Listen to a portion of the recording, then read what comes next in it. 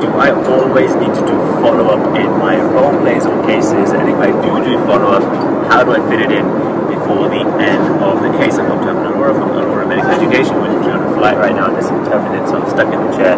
So I thought I'd do a quick video whilst I can't walk around. We're just en route from Delhi to London. As you can see out the window, you can see we're literally with the air, some beautiful sky outside.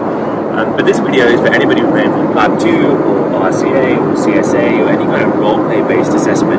I often get the question, do I need to do follow-up in all cases? And if I do, how do I fit it in before the end? Now, there's a couple of things that I see when it comes to role-plays and follow-up. Number one, people do think that they have to do it in every single case. Firstly, that is not true, okay? You do not need to do follow-up in every single scenario. I'll talk about when you do and when you don't in a second.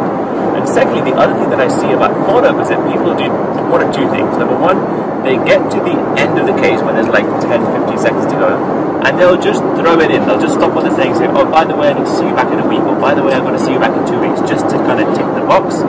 So I see that very often. Or I see people, I do a lot of practice with people doing role plays and mocks and things, plab 2, etc. And they often say at the end of a case that I wanted to put the follow-up in, it was in my mind, but I didn't get a chance to put it in, and therefore I'm worried that I lost marks, etc. So let's try and cover those two things, okay? Firstly, do I always need to do it? Now, we did a video on do I always need to do safety netting a couple of weeks ago. If you want to watch that video, just go to YouTube and find that video. And I said at that point, on that video, that you don't always need to do safety netting. That's the same for follow-up, okay? You don't always need to do follow-up.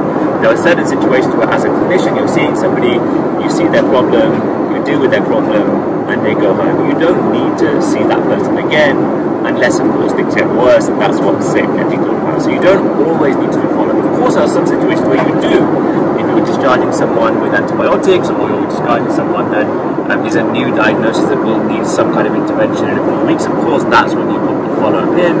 Or if you think someone was fairly unwell and you want to check them back and make sure things are improved, etc., etc. So, do you always need to do it? No, but in lots of cases, of course, things like plab 2 and consults in RCA and CSA, etc., you do. Now, let's say, for example, listen, so firstly, don't worry if you don't get follow-up in certain cases. It's not that you need to do it in every case. But if you do need to put follow-up in, how do you make sure it's not a scramble at the end to try and get that line in, or how do you make sure you forget to say it or don't get time to say it? For those of you who've been following us for a while, you'll know, sorry, the lights, for those of you who've been following us for a while, you know that we talk a lot about the golden first minute of management, okay? That first minute in the management plan, that is really powerful. Now, we talk a lot about putting safe netting in that first minute, and we say the same thing about follow-up. Now, if I'm seeing a patient in plab 2 or a consultation or an exam or something like that, and I think that I need to put follow-up in, I'm not going to leave it till the end, because if it's that important, I want to make sure it's in early so that I'm not stressing about it at the end. Let me give you an example. Say, for example, you're seeing somebody with a chest infection, okay? And you're going to start on antibiotics, and maybe you want to talk about a couple of things like smoking, etc. But you also know that I need to put some follow-up in. I need to get this person back in a week to make sure the antibiotics have helped, or they're getting better, or they're not getting worse, etc. So what most people do is they'll say you've got a chest infection, they'll give the antibiotics, they'll deal with whatever issue they want to deal with, and then they'll try and squeeze in follow-up at the end. Now, what we talk about is put follow-up in after you put the issues on the table. So, for example, Mr. X, you've got a chest infection, this is something that obviously is causing the symptoms that you presented with. A quick explanation, if you want, about chest infection, and then we talk about issues on the table. So you say, look, there's a couple of things we need to have a bit of a chat about today. Firstly, I want to talk about treating your infection, so we're going to talk about some antibiotics and how they work, and the side effects, etc. And secondly, you mentioned that you smoke a little bit. I think at some point we need to have a bit of a chat about that. I think there's ways that we can help you.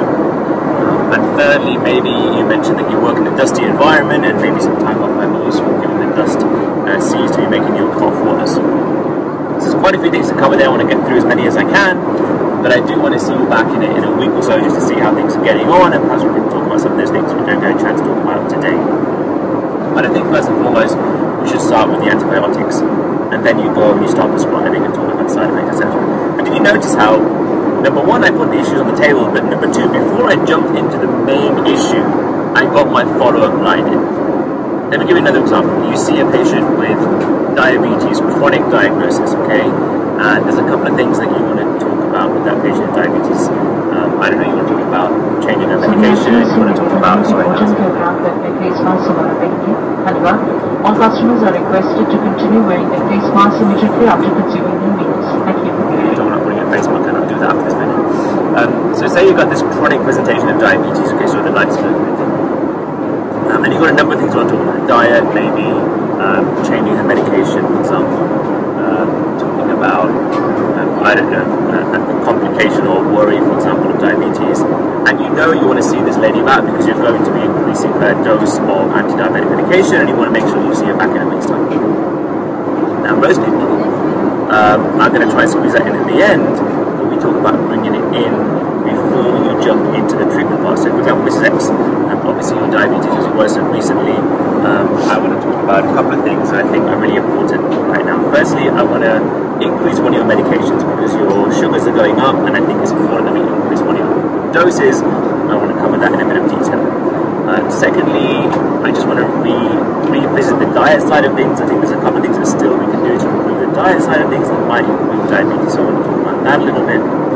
And thirdly, you mentioned you were a little bit worried about vision and changes, and I want to talk about it. Let's spend a few minutes talking about how we prevent those changes and the kind of things that you can do to try and prevent your vision. Now, Mrs. X, there's a lot of things there. We may not get through all of that today, but let's make a start. Let's see how far we get, and maybe aim to catch up in a couple of weeks and take things further and see how sugars are getting on, and maybe complete things at that point. But I think maybe right now we should probably talk about these medications and the dosing, and see how we can get these sugars a little bit better for you. Now, do you see how there's so much to cover? I know I'm not going to cover everything. I know I'm not going to get to the point where I've covered it all in order to then say, let's get you back in a few weeks and kind of see how you're going to get things forward. So I make sure that I get that follow-up line in after I put the issues on the table and before I expand on anything in detail. So even if now the case ends, the bell goes, etc., at some point when I'm discussing one of these issues in detail, the assessor knows that I'm going to see this person back in 2 weeks. They know that this person is going to be reviewed. They know that I'm not just leaving them to go off and that this is the last time I'm going to see that patient again. So whether it's the chest infection scenario I talked about earlier, or the diabetes case that I talked about now, or any other case that we do in things like plab 2, RCA, etc., if you think that you need to put follow-up in place, and remember you don't always, but if you think you need to do it, don't leave it till the end and try and squeeze it in. Put it in before you expand on anything in detail, so it's done and just remember, Mr. X, there's quite a few things we have a bit of a chat about today. We may not get through all of that right now, but let's make a start. Let's get as far as we can and maybe aim to catch up in a couple of weeks and take things further and try and finish things. Hopefully this makes a bit of sense. If you haven't watched the safety netting video, do I always need to do safe netting? Have a look on the video on YouTube, find that out, Dr. Arora, safe netting, it should come up. And you'll see some similarities between safe netting and follow-up, and how you can get these in at an early part in the management plan so you're not worrying about them before the bell goes or before that particular case ends. So I really hope this video has been some value to you. With loads more consultation and communication skills videos on the YouTube channel. Check it out, Dr. Arora. Subscribe, share, like, comment if you found this video of some value. Sorry, my daughter is just right on or over the shade behind me. But if you want 10% off any of our courses I'm teaching for plab 2, RCA, medical school exams, even for AKT, plab 1, MSRA, etc., then please use the coupon Arora Video 10, ARORAVIDEO10 for 10% off anything on the website, and hopefully we can help get you through our particular exam. We do a lot of work on this in terms of plab 2 mocks, so if you want any mocks, then please let us know. We'll try to get you booked in. But otherwise, things like live courses, online courses, audio courses, mock exams, flashcards, or anything else, hopefully will help you get through your exams. If you are preparing for plab 2, medical school, OSCE, using RCA, CSA, etc., hopefully this video has been of some value. Remember, follow up, you don't always need to do it. And secondly, if you're going to do it, get it early in the management plan. Hashtag Campus will pass, hashtag Arora. Goodbye from a lovely but now dark flight somewhere on the route between Delhi and London. Take care, have a great day.